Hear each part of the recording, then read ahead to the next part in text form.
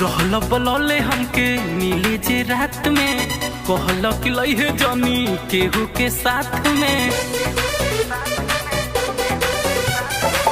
रहल बलौले हमके मिले जे रात में, कहल कि लइहे जानी केहू के साथ में।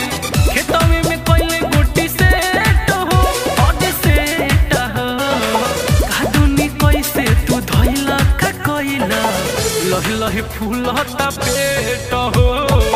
कादुनी कैसे तू धइला का कइला, लहे लहे फूलता पेट हो।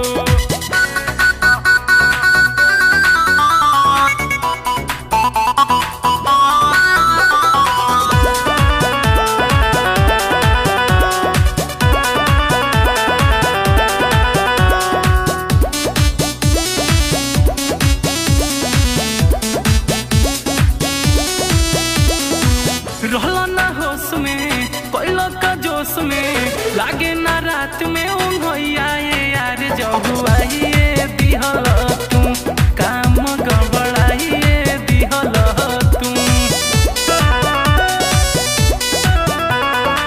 रहला ना होश में कोइला का जोश में, लागे ना रात में उन्होइया यार जहुआइए दिहल तू, काम गबड़ाइए दिहल। जनती तो करती नहीं भेट हो और भेट हो, कादुनी कैसे तू धइला का कइला, लहे लहे फूलता पेट हो।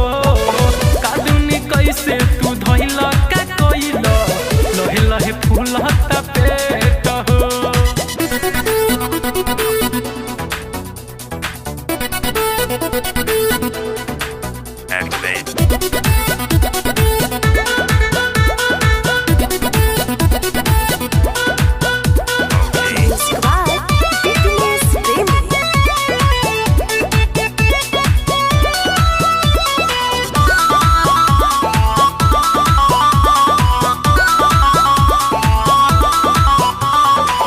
देला तू डोज हो मिले में रोज हो, मानो ना बात तो हर खासा ये किसन को बनाता चढ़ल बा, तो बोल कहीं मनवा बढ़ल बा।